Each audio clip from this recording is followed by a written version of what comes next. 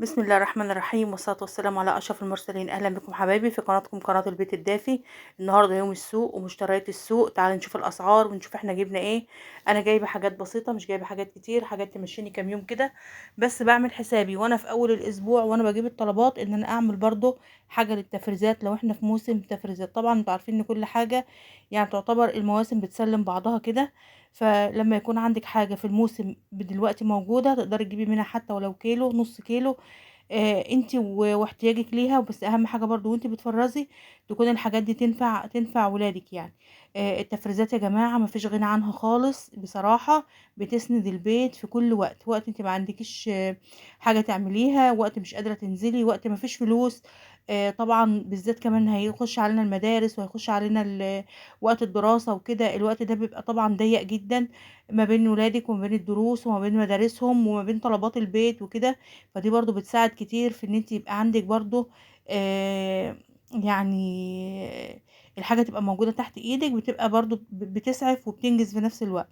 تعالي نشوف احنا جبنا ايه. انا جبت العنب البناتي، العنب كان ب20 جنيه. جبت كمان تشكيلة خضرة، الخضرة اسعارها غالية جدا جدا. جايبة جرجير وجبت خضرة محشي عشان اعمل طعمية وكده. طبعا الحاجات دي انتوا عارفين زي ما احنا متعودين، حاجتنا ببيتنا بنعمل حاجتنا بايدينا. والله يا جماعة انا النهاردة حصل معايا موقف الصبح. يعني واحدة بتقولي ايه ده انت بتعملي كل حاجة في البيت؟ قلت لها اه بعمل كل حاجة في البيت. ردت قالت لي طب ليه ومش ليه؟ قلت لها ما هو انا مش هعمل ميزانية كل يوم علشان فطار وعلشان عشاء وعلشان الكلام ده كله، الحاجات دي تبقى موجودة في البيت. فلقيتها بصت كده وقالت تصدقي فعلا يعني في ناس لحد دلوقتي برضو يا جماعة بالرغم من اللي احنا بنقوله ده كله لسه برضو في دماغهم يعني مفيش بلاش تفريزات او بلاش انت تعملي الحاجة او الكلام ده كله. طبعا الطماطم اسعارها غالية جدا دلوقتي، بس انا جايبة الطماطم ديت مش درجة اولى زي ما قلت لك برضو في فيديو الميزانية اللي فات بتاع على قناتنا التانية. لا الفيديو ده الطماطم انا كنت جايباها كانت الكيلو وربع ب10. يعني دي تعتبر الفرز التاني. الطماطم النهارده الكيلو ب10 جنيه. جبت بامية، البامية طبعا ايام التفريزات بتاعتها دلوقتي، وعلى قد ما تقدري يعني الحقي خزني منها لو انت بتحبيها، او يعني لو ولادك بياكلوها كده وبتطلبيها طبعا يا من اول الشهر وانت تقدري تفرزي. دي تاني مرة انا اجيب فيها بامية. كان كيلو البامية ده انا كنت جايباهم ال2 كيلو كانوا ب70 جنيه. بصي هو احنا مش يعني مش اكلة بامية قوي او مش بنحب البامية قوي. هما ال2 كيلو دولت يعني خلاص كده الحمد لله ما عندش هجيب تاني. على اساس برضو انها تبقى موجودة ممكن في اي وقت تتزنقي لها تبقى الحاجة موجودة عندك احسن من ما فيش. طبعا هنفرزها مع بعض وهقولك على طريقة التفريز بتاعتها سهلة وبسيطة جدا مفيش فيها اي حاجة ولا اي افتكاسة خالص. بس طبعا لما تجيبي البامية التخزين او التفريز هاتيها البامية اللي فيها القمع بتاعها الاحمر ده. هتلاقي الجزء الاخير بتاعها ده اللي احنا بنشيله بالسكينه. الجزء الاحمر ده الباميه الحمرا دي بتبقى ريقها مسكر وبتبقى حلوه قوي قوي في التفريز. يعني احلى باميه تجيبيها الباميه اللي هي الباميه الحمرا دي. وجيبيها طبعا بصراحه مش بحب اجيبها صغيره قوي ولا كبيره قوي، انا بجيبها الوسط على اساس انها ما تبهدلش مني. طبعا أنا كنت جايبه الملوخيه دي الصبح كانت مرعرعه وكانت جميله، بس يعني كانت تحت المروحه وانا كنت جايه والجو كان حر. فعلى ما اتوضيت وقعدت كده شويه كانت المروحه بصراحه كانت دبلتها. بس هي طازه وحلوه. انا حطيت عليها شويه ميه كده برضه هترعرع دلوقتي وهنطبخها النهارده. يعني هقطفها يعني قصدي هقطفها واجهزها للطبيخ ان شاء الله باذن الله. هنعملها بكره باذن الله على طول. بس انا علشان اعينها وتنجزني برضو هقطفها وهعينها كده في كيس في التلاجة. وبكره ان شاء من غير غسيل هسيبها بس تتهوى كده وهقطفها. وبكره ان شاء الله ان شاء الله هنطلعها نطبخها باذن الله. دي كانت الملوخيه بتاعتنا. كمان وانا واقفه هناك جبت كمان ذره ذره بنشوي كده للولاد وهم قاعدين بالليل كده على البوتاجاز. ما عدتش بعمله في الفرن ولا حاجه زي ما انت شفتيني كنت عاملاه في الفيديو اللي كنا رايحين فيه المصيف الصبح. فكنت شويه لهم برضو على البوتاجاز. لو انت حابه ان انا انزل لك الطريقه تاني مفيش مشكله خالص. اكتبوا لي بس في الكومنتات وقولي انت بتتابعيني من انهي بلد وانا من عينيا الاتنين اي طلبات ليكم. طبعا الذره تفتحي كده الذره من فوق كده تشوفي ضغطي على الحبايه بايدك كده لو لقيتها طريه معاكي يبقى الذره ده حلو ومسكر ما هوش بايت ولا حاجه يعني. جبت طبعًا مانجا سكرية، المانجا دي أنا كنت جايباها ب25 وفي ب20 اللي هي الصغيرة، بس الصغيرة طبعًا بتروح معاكِ في النقاية بتاعتها، يعني النوايا بتاعة المانجا بتبقى بتبقى كبيرة، في نفس الوقت مش بتلاقيها فيها يعني كمية مانجا أو لحم مانجا كتير، فأنتِ عشان تجيبيها هاتي أم 25 أفضل من أم 20، وفي نفس الوقت بتبقى طرية بقى، إذا كانت الحباية قدامِك حلوة وكبيرة، فأنتِ هاتي على قد مقدرتِك وهاتي اللي تقدري عليه. دي حبة حاجات كده هيمشوني. طبعًا أنا عندي حاجات في البيت، عندي فلفل وعندي برنجان وعندي اللهم صل على سيدنا محمد، وخيار، برضه الخيار أسعاره بقت غالية أوي دلوقتي، لو أنتِ بتحبي القتة يبقى القتة بديل للخيار. فأنا هامشّي البيت باللي موجود عندي، مش هاشتري حاجة الأسبوع ده إن شاء الله. هافرّز البامية بتاعتنا وهامشّي أسبوعنا زي ما يمشي، زي ما ربنا هييسّر هيمشي، خلاص هو ده المتاح لنا الأسبوع ده هنمشي على قدّه.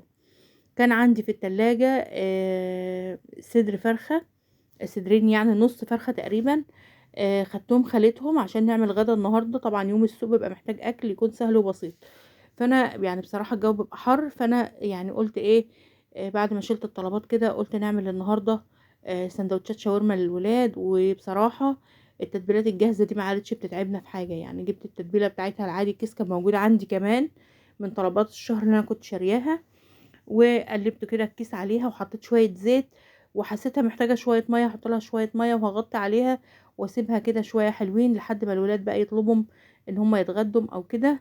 كنت جايبة عيش من اللي هو العيش السوري ده سهل برضه في الشرا، يعني مش ما عادش صعب إنِّك تلاقيه أو حاجة، ولو حابة إن إحنا نعمله ما فيش مشكلة. يعني أنا كنت باعمله الأول عندي في البيت، بس قُلت لأ مش مشكلة إيه يعني أمّا نشتريه، يعني برضه الجو حَر فنيسّر على نفسنا شوية. بعد ما تبلتها وسبتها في التتبيل شوية كده، نزلت بقى في صينية كده، أنا حاطاها في صينية ليه؟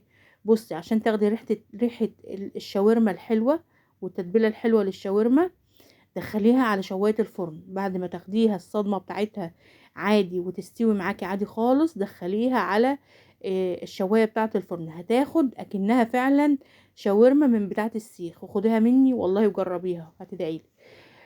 حطيتها بقى في الصينية وخدت الصدمة بتاعتها كده، بعد كده بدأت أنزل، يعني هي مش صدمة، ده هي قرّبت تدخل في سِوَى كمان يعني، أنتم عارفين إن الفراخ مش بتاخد سِوَى كتير. بدأت أنزل بقى كمان بالفلفل والبصل، بس أنا يعني كنت حاطاهم في طبق واحد يعني، فكنت عايزة البصل الأول علشان الولاد مش بيحبوا يشوفوه في الفراخ يعني أو في الأكل، فعلشان البصل ياخد السِوَى بتاعه أوي، لإن أنا مش عايزة أطوّل على الفلفل، فهانزّله الأول على الفراخ وهاسيبها بقى إيه، لحد ما البصل بتاعنا كده يبوش ويدوب ويستوي وما يبانش بإيه، ما يبانش في الشاورما. كانت عندي حتة لحمة مفرومة قُلت أمّا أزوّد بيها برضه مش هتخسّر ولا أي حاجة وتدّي طعم حلو ومشّي حالِك ومشّي يومِك، ما تقفيش على حاجة، الأيام دي عدّيها، عدّيها زي ما تعدّي. حطيت يا رب يعيننا كلّنا يا رب، يا رب يعيننا اللهم آمين يا رب. خدت كمان معايا معلقتين نشا وبدأت إن أنا أعمل التومية بتاعتنا، باعملها حلوة أوي برضه يا بنات وبتبقى طعمها جميل جدًا.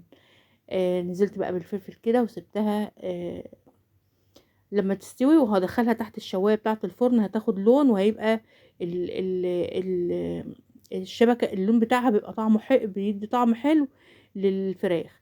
طبعًا ده خيار مخلل، أنا عملت خيار على السريع كده وطلّعت، كان عندي كام كيس كاتشب فتحتهم، مش كلّه بيحب عندي الكاتشب بصراحة، معلش عذرًا بقى للكاميرا بتاعة التصوير، لإن أنا كنت باصوّر بإيد وباشتغل بإيد والله. فعملت التومية عشان تعمليها طبعًا ده العيش بتاعنا أهو، باحط الحشوة بتاعتنا والأول بتفردي تومية، بتفردي كاتشب على كل واحد وطلبه يعني، وبتاخدي الساندوتشات بتاعتنا بتحطيها، طبعًا ده أنا كنت بالِف وكنت عايزة أخلّيه على قد اللهم صل على سيدنا محمد، على قد الجريل، مش عايزاه يعدّي من الجريل ويبقى يعني في حتت متنية من برّه كده، فكنت باحاول إن أنا ألفّه في الأول على أساس إن أنا أضبّطه كده، بس لقيت تمام ما فيش مشكلة. تعالي بقى أمّا أقول لِك على التومية علشان تاخدي تومية حلوة أكنها فعلًا التومية اللي أنتِ بتجيبيها من برّه، اعمليها بالنشا وما تحطّيش عليها الخلطات بتاعتها ولا الحاجات بتاعتها غير لمّا تبرد، خلّي التومية تبرد معاكِ خالص، النشا تبرد معاكِ خالص، وبعد كده ابدأي اشتغلي فيها على تحطيها بقى في الخلاط، تحطيها في الكبة بتاعتك اللي يريح. كنت عايزة بقى اخلي اللقمة او اخلي الساندوتش على قد الجريل كده، فبدأت ان انا الف الناحية دي، بعد كده اقوم مدورة بقى ولفة اللفة العادية خالص، وهيمشي وهيبقى زي الفل، مش هيقول لا يعني. هنفضل ندوخ ونحير نفسنا ليه؟ لف زي ما بتلف يلا. عملنا بقى السندوتشات بتاعتنا ما شاء الله، كان غدا حلو جدا. طبعا الولاد لما تقولهم هعمل لكم سندوتشات شاورما يعني انا عندي مدمنين شاورما يعني. ما شاء الله عمل كمية حلوة، انا عملت على قد اللي هياكل بس، والباقي خليته لما يعوزوا اعمل تاني يعني. وده الخيار المخلل بتاعنا، خيار على السريع كده. طبعا كانت المية كان عايز يبقى سخنة شوية بس.